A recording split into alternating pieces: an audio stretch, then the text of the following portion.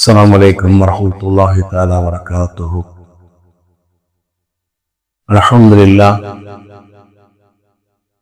அன்புக்கும் கண்ணியத்திற்கும் உரிய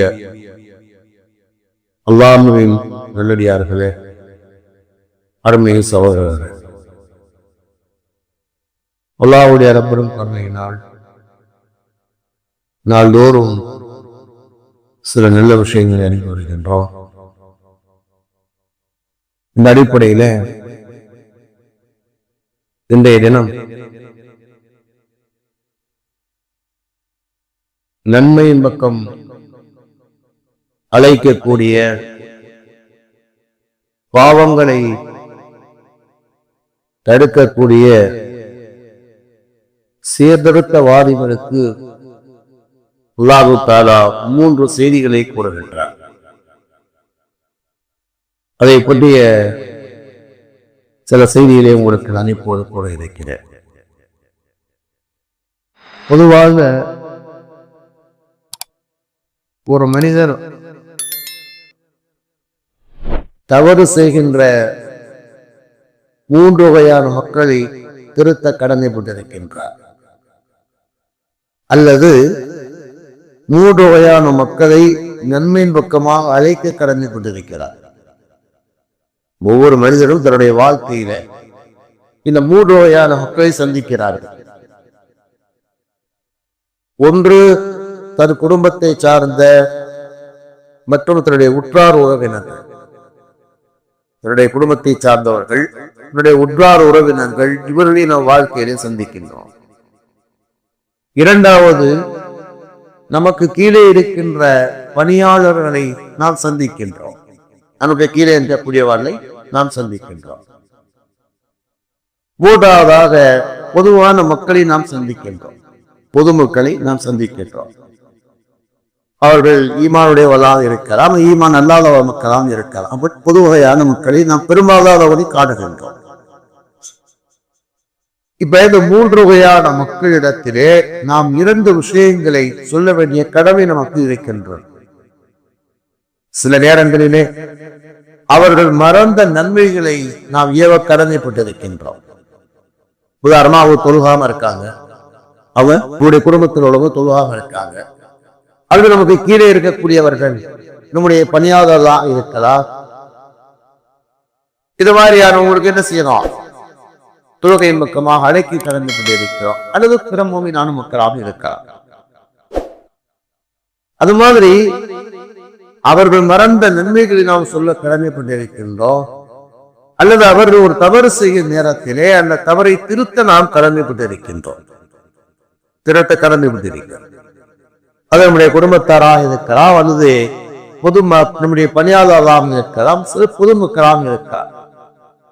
ஈமான் இல்லாத மக்களுக்கு ஈமான் பக்கமாக அழைக்கக்கூடிய தாவத்தாக கூட இருக்கலாம். இப்படி நாம் சந்திக்கின்ற வாழ்க்கையிலே பெரும்பாலானவர்கள் சந்திக்கின்ற அந்த 3 வகையான மக்களிடத்திலே நாம் நன்மையை ஏவவும் தீமையை தடுக்கவும் கடமைப்பட்டிருக்கின்றோம். சரியா? இதை நாம் மேற்கொள்கின்ற நேரத்திலே 3 விஷயங்களை கடைபிடிக்க வேண்டும் என்று அல்லாஹ் தஆலா கூறுகிறார். நம்ம உறவுகிட்ட சொன்னாலும் சரி, நம்முடைய பணியாளர்களிடத்திலே சொன்னாலும் சரி, மற்ற மக்களிடத்திலே சொன்னாலும் சரி, 3 விஷயங்களை கடைபிடிக்குமாறு அல்லாஹ் தஆலா கூறுகின்றார்.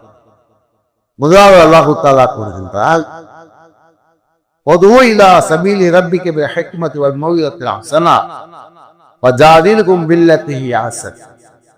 16வது சூராவுடைய 125வது வசனத்திலே அல்லாஹ் தஆலா 3 செய்திகளை கூறுகிறார். யாருக்கு அல்லாஹ் கூறுகிறார்? நபிக்கு அல்லாஹ் தஆலா உத்தரவிடுகின்றார். நபிக்கு அது உத்தரவிடப்பட்டால் கூட பொதுவாக எல்லா மக்களுக்கும் எல்லாம் கூறுகிறார். என்ன கூறுகிறார்? நபியே, உமது இறைவனின் பக்கம் அழைக்கிறாக. உங்கள் இறைவக்கம் அழைக்கிறார் என்ன அர்த்தம்? அந்த மக்கள் மறந்த நன்மைகளை சொல்வதற்கோ அல்லது செய்கின்ற பாவங்களை கைவிடுவதற்கோ அல்லாஹ்வின் பக்கமாக மக்களை அழைக்கின்றோம். சரியா? அழைக்க நேரத்தில் அல்லாஹ் முதலிலே கூறுகிறார், மதிநுட்பத்தோடு அழைகின்ற என்று அல்லாஹ் தஆலா கூறுகிறார்.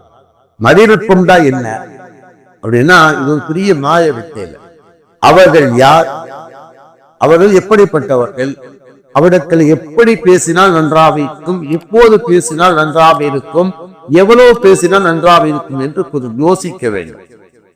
ஏன்னா எல்லாத்தையும் ஒரே மாதிரி பேச முடியாது. நம்முடைய மனைவிடத்தை பேசுற மாதிரி மகள்கிட்ட பேச முடியாது, மகள்கிட்ட பேசுற மாதிரி சகோதரிகிட்ட பேச முடியாது. மதிநுட்பம் தான் என்ன, யாரிடத்திலே பேசுகின்றோம், எப்படி பேச வேண்டும் என்று யோசிக்க வேண்டும். லுக்மான் இஸ்லாம் அவர்கள் மகளுக்கு சொல்வார்கள், பொதுவாக ஒரு வார்த்தையை பேசுவதற்கு முன்னால் 2 தடவை சிந்திக்கக்கூடிய அறிவாளி என்பதாக சொல்வார். வார்த்தை பேசுறதுக்கு முன்னால 2 தடவை சிந்திக்கக்கூடிய அறிவாளி என்பார். மதிநுட்பம் தான் என்ன? ஒரு பத்திரிகை ஆசிரியரத்திலே கேட்கப்பட்டது. அவர் அது ஒரு நிகழ்வின் மூலமாக சொன்னார். சொல்லியிருந்தார், ஒரு அரசர் கனவு கண்டார். கனவிலே அவருடைய அனைத்து பற்களும் விழுந்து விட்டதாக கனவு கண்டார். அவருக்கு ஒரே அதிர்ச்சி ஆயிடுச்சு. டக்குன்னு முடிச்சு பார்க்க பண்ணலாம் இருந்துச்சு. திருநாளும் இப்படி ஒரு கனவு கண்டமே. மறுநாள் அரசவையிலே அவர் கனவுக்கு விளக்கம் கேட்கின்றார். அந்த காலத்திலே அவரது அமைச்சரவையிலே இருந்தவர்களா பல துறை அறிஞர்கள் இருந்தார்கள். கேட்கும் போது கனவு பொறுத்தர் விளக்கம் சொன்னார், அரசே, துர்பாக்கியம், உங்களுக்கு முன்னாவுடைய குடும்பத்தை சார்ந்த எல்லோரும் இறந்து விடுவார்கள், நீங்க தனி மரமாக விடப்படுவீர்கள் சொன்னார். அரசருக்கு கோபம் வந்துவிட்டார். சொன்னார், அவரை பிடித்து சிறையில் அடைகிறீர்களா? வீட்டிலே செயல போட்டார். அடுத்து கேட்கிறார், இந்த கனவுக்கு விளக்கம் சொல்ல வேண்டுமா? ஓ சொன்னார், அரசே, நீங்கள் பெரிய நல்வாக்கியசாலி, நீங்க பெரிய நல்வாக்கியசாலி. உங்களுடைய குடும்பத்தார்களிலே ஆண்டவர் உங்களுக்கு கொடுத்த ஆயுசு மாதிரி யாருக்கு கொடுத்த? நீண்ட ஆயுசு கொடுத்த. அரசர் உத்தரவிட்டார், அவருக்கு ஒரு பொன் முடிப்பை கொடுக்க உத்தரவிட்டார். 2 கனவுக்கு அர்த்தம் ஒண்ணு. ஆனா யாரிடத்திலே பேசுகின்றோம், எப்படி பேசுகின்றோம் என்று யோசிப்பதுதான் அறிவு. பொதுவாக பேசித்து பேசினாலே ஒரு பெரிய மாற்றத்தை ஏற்படுத்தி விடலாம். பெருமானா ஸல்லல்லாஹு அலைஹி வஸல்லம் இடத்திலே ஒருத்தர் சொன்னார், ஒரு கோதர் சொன்னார், அல்லாஹ்வுடைய கோதரே, இடத்துல எல்லா பாவங்களும் இருக்கிறது, எல்லா பாவத்தையும் ஒரே நேரத்தில் நான் விட முடியாது, ஒவ்வொரு பாவமா விடுறேன். முதல்ல எந்த பாவத்தை விடணும் அதை மட்டும் சொல்லுவேன், அதை நான் சரி பண்ணிட்டு அப்புறமா கூட கேட்டுக்கிட்டு அடுத்த பாவத்தை விடுறேன் என்று ஆவல் கேட்கிறார். பெருமானா ஸல்லல்லாஹு அலைஹி வஸல்லம் சொன்னாங்க, பொய் சொல்லாதே என்று சொன்னாங்க. பொய் சொல்லாதே. அவர் நினைச்சாரு, இதுதான பெரிய விஷயம், பார்த்துக்கலாம், இது என்ன பெரிய விஷயம் பார்த்துக்கலாம். போயிட்டார். இரவிலே முதல்ல என்ன செய்யறாரு, குடிப்பதற்கு போகிறார். யோசிக்கிறார், சரி இப்ப நம்ம குடிக்கிறது பிரச்சனை இல்லை. பெருமானா ஸல்லல்லாஹு அலைஹி வஸல்லம் ஃபஜ்ருடைய தொழுகைக்கு பிறகு ஒவ்வொரு சஹாபியை பார்த்து கேட்பாங்க, நேற்று இரவை எப்படி கலைத்தீர்களா கேட்பாங்க. பெருமானா ஸல்லல்லாஹு அலைஹி வஸல்லம் கேட்கும் நேரத்திலே நம்ம உண்மையை சொன்னா கேவலம் ஏற்படும், தண்டனையும் ஏற்படும். பொய் சொன்னா வீட்டை பொய் சொல்ல மாட்டோம், சத்தியம் வீட்டு தான் வந்திருக்கோம், சரி இதை விடு. திருடுவதற்கு போகிறார், தகாத உறவுக்கு போகிறார். எல்லா நேரத்திலுமே போகும்போது இவருக்கு இந்த 2 சிந்தனை தான். பெருமானார் காலையில கேட்கிற நேரத்துல நம்ம என்ன செஞ்சோம், பொய் சொன்னா சத்தியத்துக்கு மாட்டோம், நம்ம உண்மையை சொன்னோம்னா கேவலம் தண்டனை என்று செஞ்சார். ஒன்னும் செய்யல. அந்த காலையில வந்தார். பெருமானார் ஸல்லல்லாஹு அலைஹி வஸல்லம் கேட்கறதுக்கு முன்னால் அவர் பெருமானாரை கரம் பிடித்தவர் சொன்னார், அல்லாஹ்வுடைய தூதரே, ஒற்றை உபதேசத்திலே நீ ஒரே தடவையாக மாற்றி விட்டீர்கள், ஒரே ஒரு உபதேசத்திலே என்னை ஒரே தடவையிலே மாற்றி விட்டீர்கள். நான் எல்லா தவறையும் விடக்கூடாதவாக நினைக்கவில்லை, என்னால் விட முடியாதவாக நான் நினைத்தேன். அதனால கொஞ்சம் கொஞ்சமா திருந்தலாம் நினைச்சேன். ஆனால் ஒற்றை உபதேசத்திலே நீங்கள் திருத்தி விட்டீர்களாக சொன்னார். இதுதான் மதிநுட்பம் என்பது. ஒவ்வொரு தோழரையும் இப்படி அறிவார்ந்த வார்த்தையின் மூலமாகத்தான் அவர் திருத்தினார்கள். இதான் யாரிடத்திலே பேசினாலும் கூட, அவர்கள் பாவிகளாக இருந்தாலும் கூட அவர்களுக்கு என்ன செய்ய மதிநுட்பத்தோடு பேச வேண்டுமே தவிர ரொம்ப கடுகடு சிடுசிடுலாம் பேசக்கூடாது. அப்புறம் என்ன செய்வோம், ஓயா இதில் பெரிய ஆள் அப்புறம் போயிட்டு நம்ம பிள்ளைகளா இருந்தாலும் சரி, ஒரு தப்பு செய்யறா அப்படின்னா கூப்பிட்டு செய்யணும் அப்படின்னா, தம்பி இதை மாற்றம் தடுத்து இருக்குது, நம்முடைய குடும்பத்துல ஒரு கண்ணியம் இருக்கு, எனக்குன்னு ஒரு கண்ணியம் இருக்கு தம்பி, இதெல்லாம் நம்ம பேரை கெடுத்துடக்கூடாது தம்பி, அவன் பேர் கெட்டு போச்சுன்னா நமக்கு திரும்ப வராதுக்கு இது மாதிரி துணை கேட்பாங்க. இல்லைன்னா என்ன சொல்லுவா அப்படின்னு கேட்டா, ஓயா இவர் எனக்கு ஆரம்பிக்கிறதுன்னு போயிடும். அவெல்லாம் உதவியை கொடுக்கிறா, மதிநுட்பத்தோடு பேசுங்க. இரண்டாவது அல்லாஹ் தஆலா கூறுகிறார்கள் மௌஇதத்து ஹஸனா, உபதேசம் செய்யும் என்று அல்லாஹ் தஆலா கூறுகிறார். நமக்கு கீழே உள்ளவர்களாக இருந்தாலும் சரி, அவருக்கு அழகான உபதேசம் தான் நாம் சொன்னது. நம்முடைய பணியாளராக கூட இருக்கலாம், அவருக்கு அழகான உபதேசத்தின் மூலமாகத்தான் அவரை நாம் சீர்திருத்த முடியுமே தவிர நம்ம வந்து கர்ணபடா பேசுவதா சீர்திருத்தம் செய்ய முடியாது. அது அபூ உமாமத்துல் பாஹிலி அறிவிக்கிறாங்க, முஸ்னத் அஹ்மத் என்ற கிதாபினுடைய 5வது பாகத்தினுடைய 356வது ஹதீஸா இருக்கிறது. குர்ஆன்ல சூரத்து பனி இஸ்ராயில் என்ற 17வது சூராவுடைய 32வது வசனம் அல்லாஹ் சொன்ன வலா தக்ரபு ஸினா இன்னஹு கான ஃபாயிஷத்து வஸா சபீலா, நீங்கள் தகாத உறவினருக்கும் இருக்காதீர்கள், அது அருவருப்பான தீய வழியில் அல்லாஹ் தஆலா கூறுகிறார். அந்த ஆயத்தினுடைய தஃப்சீர் இப்னு கஸீரிலே ஒரு வரலாறு எழுதுகிறார்கள். பெருமானார் ஸல்லல்லாஹு அலைஹி வஸல்லம் சஹாபாக்களோடு அமர்ந்திருக்கிறார்கள். ஒரு வாலிபர் வருகின்றார். வந்தவர் கேட்டார், அல்லாஹ்வுடைய தூதரே, தகாத உறவுக்கு எனக்கு அனுமதி கொண்டு கேட்கிறார் அவர். தகாத உறவுக்கு எனக்கு அனுமதி கொண்டு கேட்கிறார் அவர். எனக்கு விட விதிவிலக்கு கொடுக்கணும்னு கேட்கிறார் அவர். அப்ப அக்பர் கோமு அழகி அங்கே உள்ளவங்க தான் என்ன செஞ்சாங்க, ரொம்ப கடுப்பாயிட்டாங்க. எல்லாம் அவரை அடிக்கிறதுக்கு போனான். என்ன வார்த்தையை யார்கிட்ட வந்து பேசுற, உனக்கு வந்து நீ செய்யறது வேற தப்பு, நீ செய்யறதுக்கு வேற வந்து ரசூலா அனுமதி கொடுக்கணுமா, நீ செய்யக்கூடிய தப்புக்கு வந்து ரசூலா அனுமதி கொடுக்கணுமா, என்ன கேட்கிற, என்ன செய்யறாங்க, அடிக்க போறாங்க. பெருமானா சொன்னா விடுங்க சொல்லிட்டு அவர் பெருமானா சொன்னாங்க, அவரை கொஞ்சம் நெருக்கமாக வர சொல்லுங்க, உதுனுகு அவரை கொஞ்சம் நெருக்கமாக வர சொல்லுங்க. கொஞ்சம் நெருக்கமா வந்தார். அவர் நின்று கேட்கிறாரு, தூரத்துல கேட்கிறார். சரியா, ஒரு சொன்னாங்க அவரை கொஞ்சம் உள்ள முன்னால வர விடுங்க, நெருக்கமா வர விடுங்க. அப்ப அதான் நம்ம கவனிக்கணும். அவர் நெருக்கமா வர சொல்லி அவரை பக்கத்துல உட்கார வைக்கிறார். உட்காருன்னு உட்கார்ந்தார். இப்ப பெருமானாரோட இடத்துல 5 வகையான கேள்விகளை கேட்கிறார்கள். முதலாவது கேட்கிறாங்க, உன் தாய் அதை செய்வதை நீ ஏற்றுக்கொள்வாயா, உன் தாய் அந்த தவறை செய்வதை ஏற்றுக்கொள்வாயா. உங்க அம்மா வந்து ஒருத்தரோட தப்பு செஞ்சாங்கிறது ஒரு காதுக்கு வருது, அப்ப என்ன செய்வாரு, சரி சரி செஞ்சுட்டு போகும் அப்படின்னு விட்டுருவியா. அப்ப அவர் சொன்னார்ல, வல்லாஹி ஜாலனி அல்லாஹு ஃபிதாக்க, என்னை உங்களுக்கு அர்ப்பணமாக்கி அல்லாஹ் சத்தியமாக நான் அதை ஏற்றுக்கொள்ள மாட்டேன் சொன்னார். அதுக்கு சொன்னாங்க, இது நீ மட்டும் இல்லப்பா, எந்த மகனும் தன் தாய் அப்படி ஒரு தவறு செய்வதை ஏற்றுக்கொள்ள மாட்டான். 2வது ரசூலுல்லாஹ் கேட்கிறாங்க, அந்த தவறை உன் மகள் செய்வதை ஏற்றுக்கொள்வாயா, உன் மகன் வந்துகிட்டு ஒருத்தரோட தவறான தொழில இருக்கா அப்படிங்கிறத தெரிஞ்சவன சரி சரி செஞ்சுட்டு போற அப்படின்னு விட்டுருவியா. அப்புறம் அவர் அதே பதில கேட்க சொல்றார், என்னை உங்களுக்கு அர்ப்பணமாக்கி அல்லாஹ் சத்தியமாக நான் ஏற்றுக்கிற மாட்டேன். ரசூலுல்லாஹ் அடுத்து சொல்லுவாங்க, எந்த தகப்பனும் தன் மகள் அதை செய்வதை ஏற்றுக்கொள்ள மாட்டார். 3வது ரசூலுல்லாஹ் அடுத்து கேட்கலாம், சகோதரி செய்வதை ஏற்றுக்கொள்வாயா, அவர் அதே பதில சொல்றாரு. ரசூலுல்லாஹ் சொல்றாங்க, எந்த சகோதரனும் அதை ஏற்றுக்கொள்ள மாட்டார். 4வது ரசூலுல்லாஹ் கேட்கிறாங்க, அம்மத்திக்க, உன் தாயோடு பிறந்த சகோதரிகள், அம்மாக்கள தாயோடு பிறந்த சகோதரிகள், சிறியதாய் பெரியதாய், அவங்க செய்து ஏற்றுக்கொள்வாயா. அதெல்லாம் நான் ஏத்துக்க முடியாது, யாரும் ஏத்துக்கிற மாட்டாங்க. அப்படியேதான் உன் சகோதரன், உன்னுடைய தந்தையோடு பிறந்த சகோதரிகள், மாமிகள் சொல்லுவாங்க இல்லையா, காலான்னு சொல்லுவாங்க, அதை ஏற்றுக்கொள்வாயா.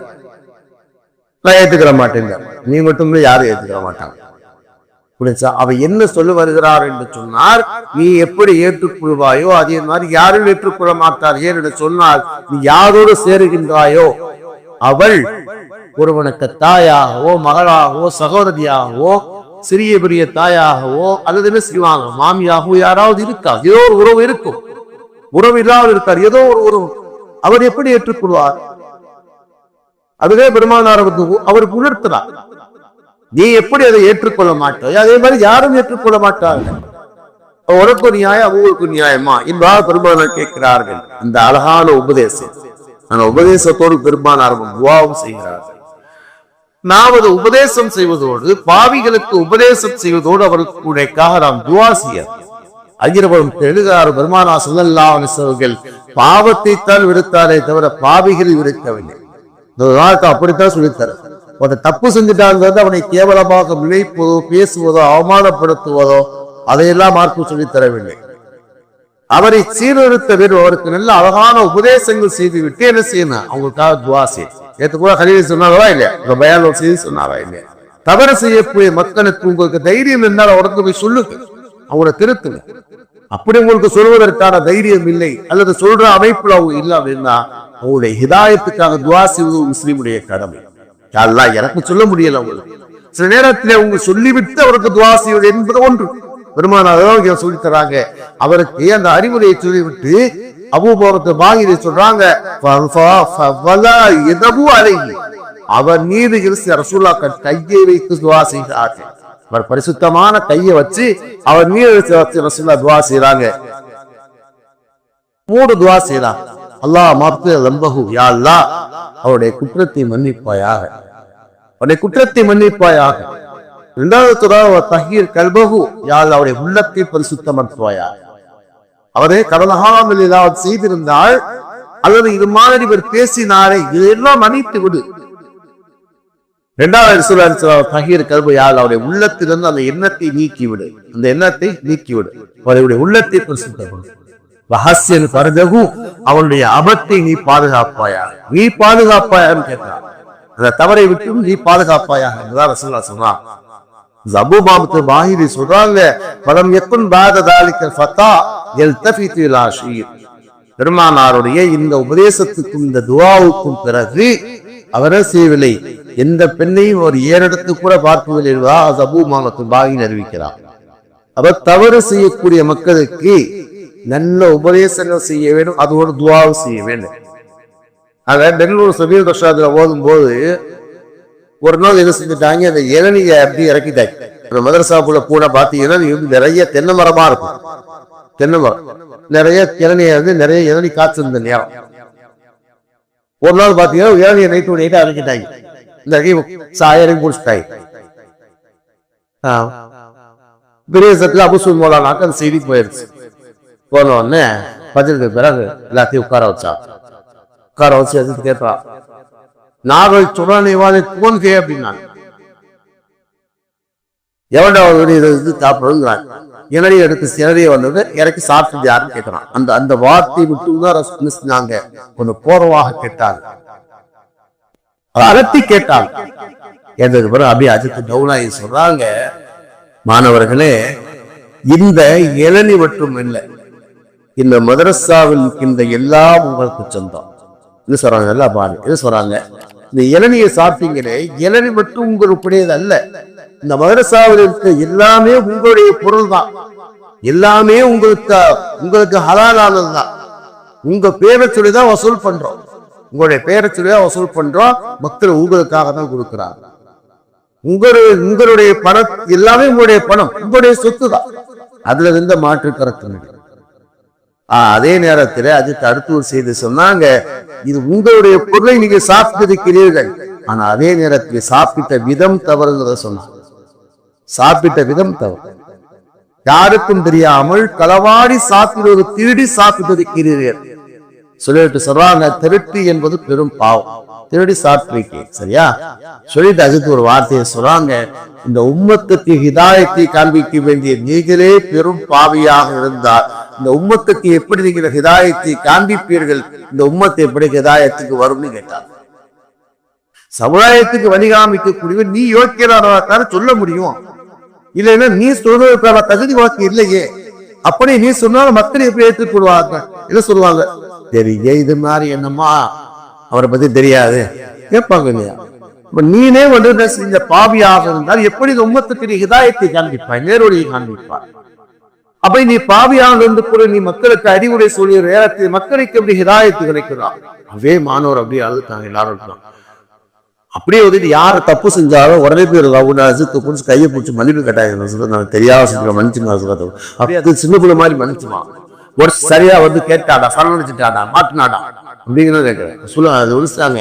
அப்படியே அந்த பிள்ளைகள் மதித்தார், வரலாறு அப்படித்தான் சொல்லுவாங்க.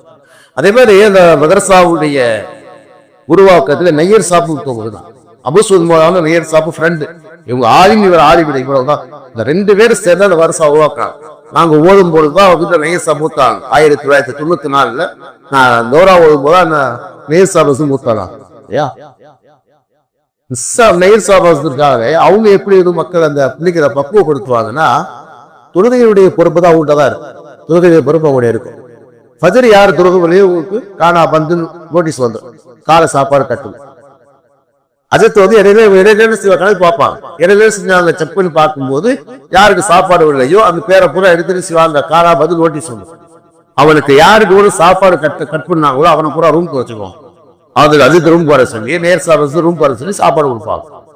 சாப்பாடு கொடுக்கும்போது வார்த்தையை சொல்லுவாங்க. நம்ம எல்லாம் 10 வரைக்கும் இந்த புள்ள போனதில்லை சொல்லுவாங்க. என்ன சொல்லுவாங்களா, தம்பி 2 விஷயம் தான். முதல் விஷயம் என்னன்னா, உங்களுக்கு சாப்பாடு கட் பண்ணதுங்கிறது மதரசாவுடைய சட்டம். மதரசாவும் சட்டம். யாரு பதிர்க்கு வரலையோ அவங்களுக்கு காவ சாப்பாடு இல்லைங்கிறது மதரசாவுடைய சட்டம். நான் சட்டத்தை நிறைவேற்றி உங்களுக்கு சாப்பாடு கட் பண்ணி, இது முதல் விஷயம். 2வது விஷயம் சொல்லுவாங்களா, நீ யாரு தெரியுமா, ஹஜ்ரத் ரசூலுல்லாஹி ஸல்லல்லாஹு அலைஹி வஸல்லம் சொன்னாங்க, உலமா வாசத்தில் அம்பியா, ஆலிம்கள் நபிமாவுடைய வாரிசுன்னு சொன்னாங்க. அப்படிப்பட்ட நபிமாவுடைய வாரிச பட்னி போட்டுட்டு நான் எப்படிப்பா சாப்பிட முடியும்? நான் அப்படி சாப்பிட்டேன்னா பெருமானா ஸல்லல்லாஹு அலைஹி வஸல்லம் முகத்துல மறுமையினால நான் எப்படி போய் முடிக்க முடியும்? பெருமாறனைய பார்த்து கேட்க மாட்டாங்களா, என்னுடைய வாரிசுகளை ஏன் பிள்ளைகளை பூரா பட்டி போட்டு நீ சாப்பிட்டேன்னு கேட்க மாட்டாங்களா? நான் எப்படி நான் ரசூலுல்லாஹ்வுடைய முகத்துல முடிக்க முடியும்? நான் ரசூலுல்லாஹ்வுக்கு பதில் சொல்ல முடியும். அதுக்கு அழுவாங்க. அன்னைக்கு அழுகிறவன் தான் வாழ்க்கையில ஒரு துளையை விட மாட்டான். 50 துளையில யாரு கால் உழுதோ இல்லையோ அந்த உபதேசம் நாட்டு கேட்டவனுக்கு தப்பு எந்திரிச்சு உட்கார்ந்து ஊறிடுவான், முதல்ல எந்திரிச்சு ஓடிடுவான்.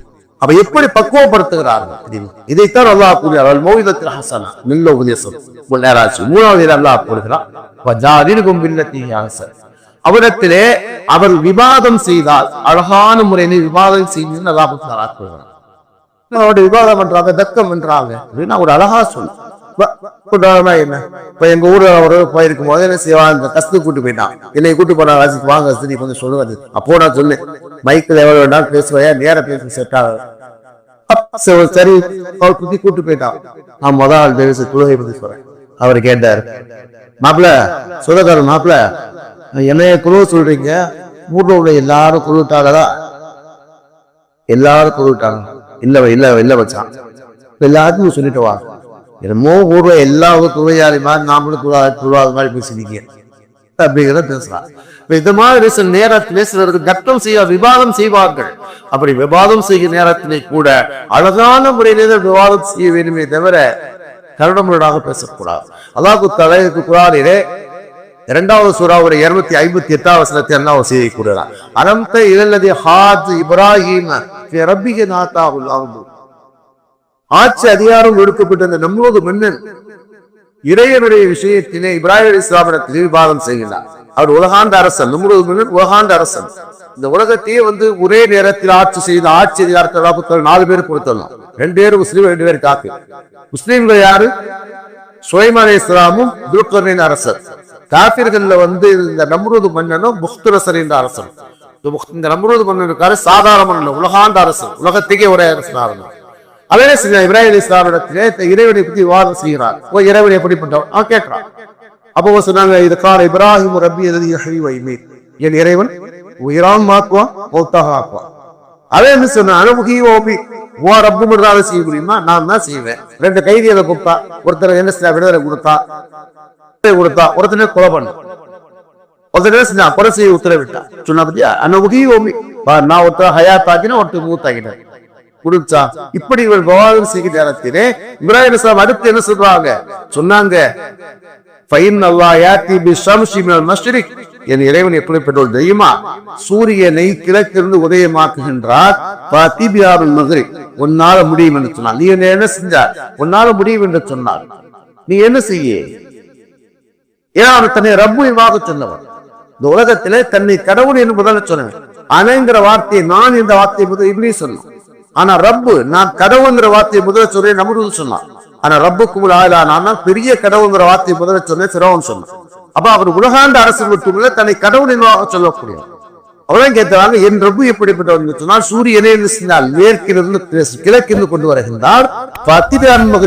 முன்னாள் படி மனால் மேற்கிருந்து கொண்டு வான்னு சொன்ன போது கபா அவள் வாயடித்து போன கூறுகிறார். அப்ப நாம் நம்முடைய அடுத்தவங்க ஏதாவது விவாதம் பண்ணாலும் கூட அழகான முறையிலே அவன் வாயடைத்து போவது மாதிரித்தான் விவாதம் செய்ய விரும்பிய தவிர அவரிடத்துல கரடு முரடாக பேசக்கூடாது என்று லாபத்தாரா கூறுகிறார். நிறைய வரலாறு சொல்வதற்கு நேரம். அதனால நம்மளே செய்ய வேண்டும், யாரிடத்திலே பேசினாலும் கூட மதி விருப்பத்தோடு பேச வேண்டும், அழகான உபதேசத்தோடு பேச வேண்டும்.